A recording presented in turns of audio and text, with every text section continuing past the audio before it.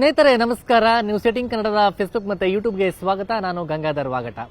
ಪ್ರತಿನಿತ್ಯ ವಿಶೇಷವಾದಂತಹ ಸುದ್ದಿಗಳನ್ನು ನಿಮ್ಮೊಂದಿಗೆ ಹಂಚಿಕೊಳ್ತಾ ಇರ್ತೇನೆ. ಸ್ನೇಹಿತರೆ, ಇವತ್ತೊಂದು ಕೋರ್ಟಲ್ಲಿ ನಡೆದಂತಹ ಒಂದು ಬೆಳವಣಿಗೆಯ ಒಂದು ವಿಚಾರ, ಅದು ರೇಣುಕಾಸ್ವಾಮಿಯ ಕೊಲೆ ಪ್ರಕರಣದ ಆರೋಪಿಯಾಗಿರುವಂತಹ ನಟ ದರ್ಶನ್ ಅವರ ಒಂದು ವಿಚಾರವನ್ನು ನಿಮ್ಮೊಂದಿಗೆ ಹಂಚಿಕೊಳ್ತಾ ಇದ್ದೇನೆ. ಸ್ನೇಹಿತರೆ, ಪ್ರಮುಖವಾಗಿ ಹೇಳುವಂಥದ್ದಾದರೆ, ಈಗ ಕಳೆದ ರೇಣುಕಾಸ್ವಾಮಿಯ ಕೊಲೆ ಪ್ರಕರಣದಿಂದ ಇದುವರೆಗಿನ 2 ವರ್ಷಗಳ ಒಂದು ಬೆಳವಣಿಗೆಗಳೇನಾಯಿತು, ಅದರಲ್ಲಿ ಈ ಒಂದು ನಟ ದರ್ಶನ್ ಪರವಾಗಿ ವಕಾಲತ್ತನ್ನು ವಹಿಸ್ತಾ ಇದ್ದಂಥ ವಕೀಲ ಸುನಿಲ್ ಕುಮಾರ್ ಈಗ ಆ ಪ್ರಕರಣದಿಂದ ನಿವೃತ್ತಿಯನ್ನು ತೆಗೆದುಕೊಂಡಿರುವಂಥದ್ದು. ಅಂದ್ರೆ ಮೆಮೋವನ್ನ ಕೋರ್ಟ್ಗೆ ಸಬ್ಮಿಟ್ ಮಾಡಿದರೆ, ನಾನು ನಟ ದರ್ಶನ್ ಸಂಬಂಧಪಟ್ಟಂತ ಯಾವುದೇ ಪ್ರಕರಣಗಳಲ್ಲಿ ನಾನು ಇನ್ನು ಮುಂದೆ ವಕಾಲತ್ತನ್ನ ವಹಿಸುವುದಿಲ್ಲ ಅಂತೇಳಿ ಈಗ ಮೆಮೋವನ್ನ ಸಬ್ಮಿಟ್ ಮಾಡಿದ್ದಾರೆ. ಯಾಕೆ ಅನ್ನೋ ವಿಚಾರ ಎಲ್ಲರೂ ಕೂಡ ಬರುತ್ತೆ. ಅದು ಸಹಜವಾಗಿ ಯಾರೇ ಒಬ್ಬ ಆರೋಪಿಗಿರಲಿ ಅಥವಾ ವಕೀಲರಿರಲಿ, ಅವರ ನಡುವೆ ಏನೋ ಸಮಸ್ಯೆಗಳಾದಂತಹ ಸಂದರ್ಭದಲ್ಲಿ, ಅಥವಾ ಅವರಿಗೆ ಇಲ್ಲ ನಮಗೆ ನೀವು ಬೇಕಾಗಿಲ್ಲ, ಬೇರೆಯವರು ಯಾರು ಅಡ್ವೊಕೇಟ್ ನಾವು ನೇಮಕ ಮಾಡ್ಕೊಳ್ತೀವಿ ಅನ್ನೋ ಸಂದರ್ಭದಲ್ಲಿ, ಅಥವಾ ತಮ್ಮ ಆರೋಪಿತರಿಗೆ ಅಥವಾ ಅವರ ಕಕ್ಷಿದಾರರಿಗೆ ಅಥವಾ ಇವರ ನಡುವೆ ಏನಾದರೂ ಭಿನ್ನಾಭಿಪ್ರಾಯಗಳು ಬಂದಂತಹ ಸಂದರ್ಭದಲ್ಲಿ ಹೊಂದಾಣಿಕೆ ಆಗ್ತಾ ಇಲ್ಲ, ಸರಿಯಾದಂತ ರೀತಿಯಲ್ಲಿ ವಕೀಲರು ಹೇಳುವಂತ ಮಾತನ್ನ ಕಕ್ಷಿದಾರರು ಕೇಳದಂತಹ ಸಂದರ್ಭದಲ್ಲಿ, ಅಥವಾ ಕಕ್ಷಿದಾರರು ವಕೀಲರು ಹೇಳಿದಂತಹ ಸಂದರ್ಭದಲ್ಲಿ ಅವರು ಕೇಳದಂತಹ ಸಂದರ್ಭದಲ್ಲಿ, ಈ ರೀತಿಯಾದಂತಹ ಅವರು ಎಲ್ಲ ಒಂದು ಪ್ರಕರಣಗಳಲ್ಲಿ ಅದು ಸಹಜವಾಗಿ ನಡೆಯುವಂತಹ ಪ್ರಕ್ರಿಯೆ. ಆದರೆ ನಟ ದರ್ಶನ್ ಪ್ರಕರಣದಲ್ಲಿ ಬಹುಮುಖ್ಯವಾಗಿ ಹೈಕೋರ್ಟ್ ಅಲ್ಲಿ ಅವರಿಗೆ ಜಾಮೀನು ಕೊಡಿಸುವಂತ ನಿಟ್ಟಿನಲ್ಲಿ ಪ್ರಮುಖ ಪಾತ್ರವನ್ನ ವಹಿಸಿದಂತದ್ದು ಇದೇ ವಕೀಲ ಸುನಿಲ್ ಕುಮಾರ್ ಅವರು. ಯಾಕಂದ್ರೆ ಅವರು ಸೀನಿಯರ್ ಅಡ್ವೊಕೇಟ್ ಆಗಿರುವಂತಹ ಸಿ.ವಿ. ನಾಗೇಶ್ ಅವರನ್ನ ಅವ್ರು ನೇಮಕ ಮಾಡಿಕೊಂಡು ಹೈಕೋರ್ಟ್ ಅಲ್ಲಿ ವಾದ ಮಾಡುವಂತ ಕೆಲಸವನ್ನ ಮಾಡಿದ್ರು. ಬೇರೆ ಬೇರೆ ಪ್ರಕರಣಗಳಲ್ಲಿ ಕೂಡ ಅವರು ಒಂದು ಸೀನಿಯರ್ ಅಡ್ವೊಕೇಟ್ಸ್ ಅನ್ನ ಹಾಕೊಂಡು ಅಥವಾ ಖುದ್ದಾಗಿ ಅವರು ಕೂಡ ವಾದ ಮಾಡಿರುವಂತಹ ಸಾಕಷ್ಟು ಉದಾಹರಣೆಗಳಿದೆ. ಆದ್ರೆ ಈಗ ಅವರು ದಿಢೀರ್ ಅಂತೇಳಿ ಬಹಳ ದಿನಗಳಿಂದಲೂ ಕೂಡ ನಡೀತಾ ಇತ್ತು, ಇಲ್ಲ ಈ ಪ್ರಕರಣದಿಂದ ನಾನು ಅದನ್ನ ಹಿಂಪಡ್ಕೊಳ್ತೇನೆ, ನಾನು ಇನ್ನು ಮುಂದೆ ಹಾಜರಾಗೋದಿಲ್ಲ ಅಂತೇಳಿ ಈಗ ಸದ್ಯದ ಮಟ್ಟಿಗೆ ಈಗ ಅವರು ಈಗ ಮೆಮೋವನ್ನ ಕೊಟ್ಟಿದ್ದಾರೆ. ನಾನು ಮುಂದೆ ಪ್ರಕರಣದಲ್ಲಿ ವಕಾಲತ್ತನ್ನು ವಹಿಸಿಕೊಳ್ಳೋದಿಲ್ಲ. ಹೈಕೋರ್ಟ್ ಅಲ್ಲಿ ಹಾಕಿರುವಂತಹ ಕೇಸ್ ಆಗಿರ್ಬೋದು, ಅಥವಾ ಟ್ರಯಲ್ ನಡೀತಾ ಇರುವಂತಹ ಕೇಸ್ ಆಗಿರ್ಬೋದು, ಅಥವಾ ಹಿಂದೆ ರಾಜಾತಿಥ್ಯ ಕೋರ್ಟಲ್ಲಿ ಜೈಲಲ್ಲಿ ಸಿಕ್ಕಂತ ರಾಜಾತಿಥ್ಯ ವಿಚಾರ ಏನಿದೆ ಅದರಲ್ಲೂ ಕೂಡ ಅವರು ವಕಾಲತ್ತನ್ನು ಹಾಕೊಂಡಿದ್ರು. ಅದೆಲ್ಲದರಿಂದಲೂ ಕೂಡ ಅವರು ಈಗ ಹಿಂಪಡಿಸಿಕೊಂಡಿರುವಂತದ್ದು, ನಾನೀಗ ಬರೋದಿಲ್ಲ ಅಂತೇಳಿ ಅವರು ವಕಾಲತ್ತನಿಗೆ ಮಾಡೋದಿಲ್ಲ ಅಂತ ಹೇಳಿದ್ದಾರೆ. ಹಾಗಾದ್ರೆ ಯಾರಿದ್ದಾರೆ ಈ ಒಂದು ನಟ ದರ್ಶನ್ ಕೇಸಲ್ಲಿ? ಈಗ ಮುಂದೆ ಯಾರು ವಕಾಲತ್ತನ್ನು ವಹಿಸ್ತಾರೆ, ಯಾರು ಟ್ರಯಲ್ ಕೇಸ್ಗಳನ್ನು ನಡೆಸ್ತಾರೆ, ಹೈಕೋರ್ಟ್ ಅಲ್ಲಿ ಆಗದಂತ ಈಗ ಪಾಟಿ ಸವಾಲ್ ಕೇಸ್ ಏನಿದೆ ಅದರಲ್ಲಿ ಯಾರು ವಕಾಲತ್ತನ್ನು ಹಾಕ್ತಾರೆ ಅನ್ನೋ ನಿಟ್ಟಿನಲ್ಲಿ ಸಾಕಷ್ಟು ಈಗ ಚರ್ಚೆಗಳು ನಡೀತಾ ಇತ್ತು.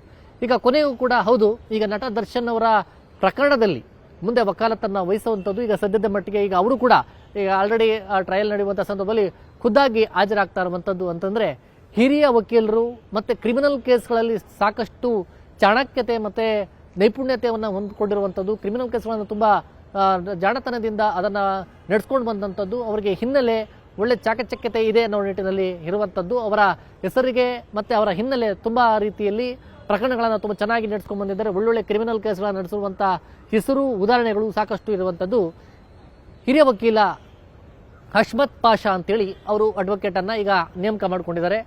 ಹೈಕೋರ್ಟ್ ಅಲ್ಲಿ ಸಾಕಷ್ಟು ಕೇಸ್ಗಳನ್ನು ಅವರು ನಡೆಸಿರುವಂಥದ್ದು, ಹಿಂದೆ ಮಾಜಿ ಸಿಎಂ ಕುಮಾರಸ್ವಾಮಿ ಅವರ ಕೇಸ್ಗಳನ್ನು ಕೂಡ ನಡೆಸಿದಂತಹ ಉದಾಹರಣೆಗಳು ಇವರು ಪ್ರಕರಣಗಳಲ್ಲಿರುವಂಥದ್ದು. ಹೀಗಾಗಿ ಹಿರಿಯ ವಕೀಲರು ಮತ್ತೆ ಕ್ರಿಮಿನಲ್ ಕೇಸ್ಗಳನ್ನು ತುಂಬಾ ಚೆನ್ನಾಗಿ ನಡೆಸ್ಕೊಂಡು ಬಂದಿರುವಂತಹ ಹಿನ್ನೆಲೆ ಇರುವಂತಹ ಹಿರಿಯ ವಕೀಲ ಹಷ್ಮತ್ ಪಾಷಾ ಅವರಿಗೆ ಈ ಪ್ರಕರಣವನ್ನ ಅವರು ಇನ್ಮೇಲೆ ನಟ ದರ್ಶನ್ ಅವರ ಕೇಸನ್ನ ಅವರು ಈಗ ನಡೆಸುವಂಥದ್ದು. ಈಗ ಅವರೇ ಈಗ ಎಲ್ಲ ಪ್ರಕರಣಗಳು, ನಟ ದರ್ಶನ್ ಸಂಬಂಧಪಟ್ಟಂತ ಎಲ್ಲ ಪ್ರಕರಣಗಳನ್ನು ಕೂಡ ಈಗ ಅವರೇ ನಡೆಸಿಕೊಳ್ಳುವಂತದ್ದು ನಿಟ್ಟಿನಲ್ಲಿ ಈಗ ಅವರು ಕೂಡ ಒಂದು ಮೆಮೋವನ್ನ ಹಾಕೊಂಡಿದ್ದಾರೆ. ಈಗ ಅವರು ಕೂಡ ಈಗ ಅದರ ಭಾಗಿಯಾಗ್ತಾ ಇರುವಂಥದ್ದು. ಇವತ್ತು ಕೂಡ ಅವರು ಹೈಕೋರ್ಟ್ ಅಲ್ಲಿ ಒಂದು ಪಾಟಿ ಸವಾಲ್ಗೆ ರೇಣುಕಾಸ್ವಾಮಿಯವರ ತಾಯಿಯವರ ರತ್ನಪ್ರಭಾವರ ಒಂದು ಏನಿದೆ ಅವರ ಸ್ಟೇಟ್ಮೆಂಟ್ ಏನಿದೆ ಅದನ್ನ ಪಾಟಿ ಸವಾಲ್ಗೆ ಪ್ರಾಸಿಕ್ಯೂಷನ್ ಹೈಕೋರ್ಟ್ ಅಲ್ಲಿ ಹಾಕೊಂಡಿದ್ರು. ಅದರ ವಿಚಾರಣೆ ಇತ್ತು. ವಿಚಾರಣೆ ಸಂದರ್ಭದಲ್ಲಿ ಕಾಲಾವಕಾಶ ಬೇಕು, ಅದರ ಪ್ರಕರಣವನ್ನು ಸ್ಟಡಿ ಮಾಡಬೇಕಾಗಿದೆ ಅಂತೇಳಿ ಇದೇ ಹಿರಿಯ ವಕೀಲರಾಗಿರುವಂತಹ ಹಷ್ಮತ್ ಪಾಷಾ ಅವರು ಮನವಿ ಮಾಡಿಕೊಂಡಂತಹ ಹಿನ್ನೆಲೆಯಲ್ಲಿ ಜುಲೈ 2ನೇ ತಾರೀಕಿಗೆ ಈಗ ವಿಚಾರಣೆಯನ್ನ ಮುಂದೂಡಿಕೆ ಮಾಡಲಾಗಿದೆ. ಇವತ್ತು ಕೂಡ ಕಳೆದ ಸೋಮವಾರ, ಮಂಗಳವಾರ ಮತ್ತೆ ಇವತ್ತು ಕೂಡ ಒಂದು ಕೆಳ ಹಂತದ 59ನೇ CCH ಕೋರ್ಟ್ ಅಲ್ಲಿ ಕೂಡ ಟ್ರಯಲ್ ನಡೀತಾ ಇರುವಂತದ್ದು. ಆ ಸಂದರ್ಭದಲ್ಲಿ ಅವರು ಖುದ್ದಾಗಿ ನಿನ್ನೆ ಇವತ್ತು ಹಾಜರಾಗಿದ್ದಾರೆ, ಮತ್ತೆ ನಾಳೆ ಇರುತ್ತೆ. ಆನಂತರ ಮತ್ತೆ ಸೋಮವಾರ ಟ್ರಯಲ್ ನಡೆಯುವಂಥದ್ದು. ಈಗ ಸಾಕ್ಷಿಗಳ ವಿಚಾರಣೆಯನ್ನ ನಡೆಸಲಾಗ್ತಾ ಇದೆ.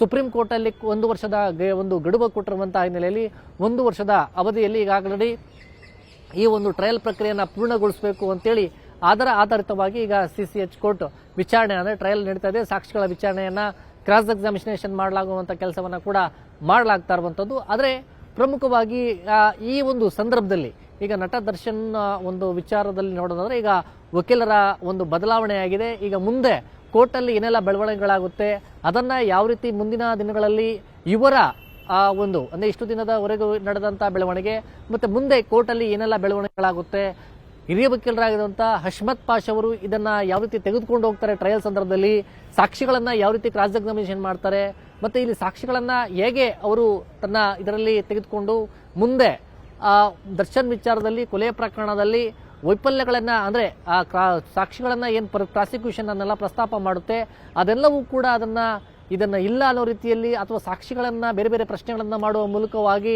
ಅವರನ್ನು ಒಂದು ಬಿಸಿ ಮುಟ್ಟಿಸುವಂಥ ಕೆಲಸಕ್ಕೆ ಇವರು ಯಾವ ರೀತಿ ಅದನ್ನು ಪ್ರಶ್ನೆಗಳನ್ನು ಮಾಡ್ತಾರೆ ಅನ್ನೋದು ಕೂಡ ಬಹಳಷ್ಟು ಕುತೂಹಲ ಇದೆ.